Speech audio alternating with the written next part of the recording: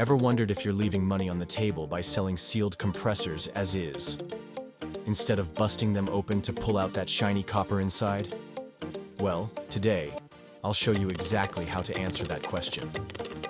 We've got a stack of sealed units, and by the end of this video, you'll know whether it's more profitable to sell them whole, or to break them down and reclaim the copper. Let's dive in. Hey, what's up, Electronic Waste Explorers family? Welcome back to the channel where we turn e-waste into cash. If you're new here, we dismantle old electronics, show you how to monetize and put some extra dollars in your pocket. Today's experiment is all about sealed compressors from AC units and fridges. We're going to pick one, run the numbers if we sell it as a sealed unit, then take it apart, recover the copper, weigh it out, and compare. Spoiler alert, copper's worth a lot right now, so you might be surprised. But first, smash that like button, subscribe, and hit the bell so you don't miss our next recycling breakdown.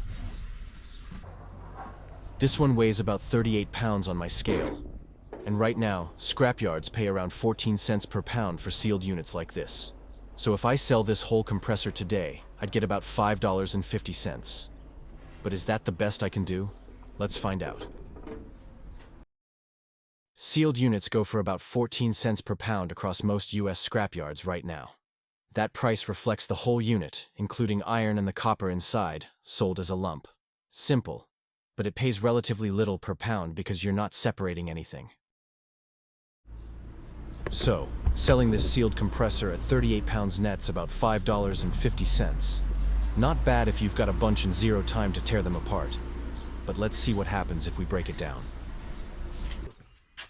Step 1. Drain any residual oil, refrigerant. Step 2. Open the shell. Crack the casing to expose the motor windings. Step 3. Remove the motor assembly and separate the copper windings from the steel. Disassembling takes a bit of effort, maybe 3 to 5 minutes per unit if you know what you're doing. You'll want to drain that refrigerant safely, unbolt the casing, and extract the copper coil inside.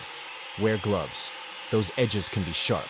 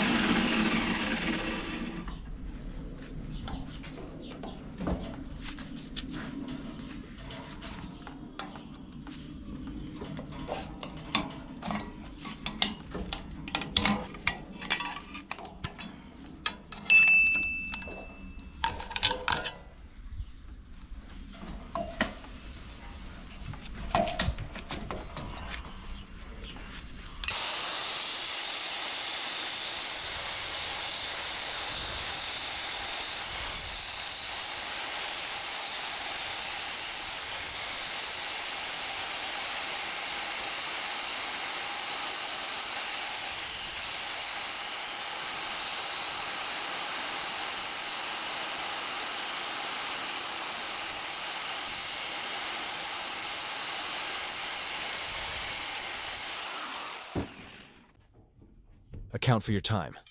If you have piles of compressors, designate a teardown day. Batch process them to save time. Grouping similar tasks, draining, opening, separating, cuts down per unit labor.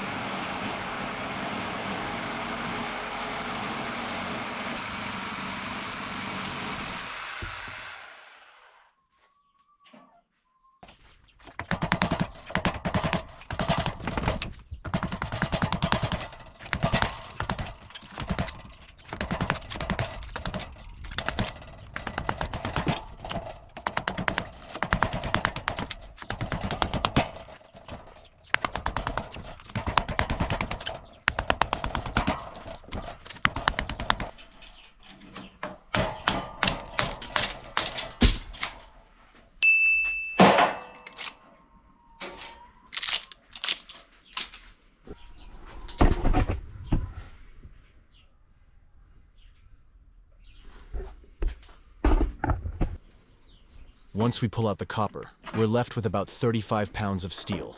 Steel scrap prices vary by yard, but let's be conservative.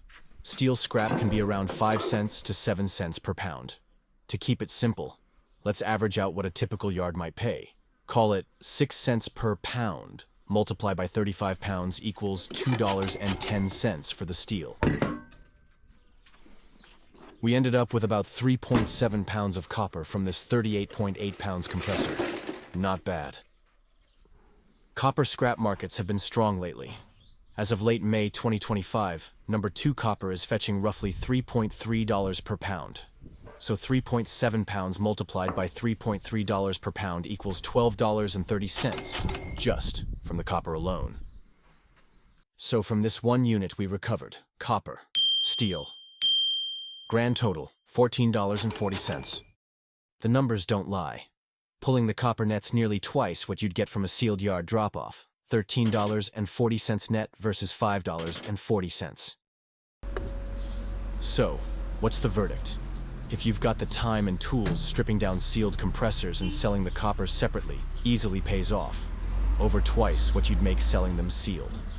Even after accounting for a few minutes of labor, you're clearing about $13 net per unit instead of $5. That's a huge difference when you have a pile of 50, 100, or more. But if you just have a couple and zero time or knowledge of handling refrigerants, selling sealed is still a quick, easy $5 each. Your choice depends on how much time you value and whether you can safely handle the teardown. Let me know in the comments. Will you be taking the plunge and reclaiming that copper, or sticking with sealed units? I want to hear your stories. Maybe you've discovered even more efficient ways to strip these down. Drop a comment below. If you found this experiment helpful, do me a favor.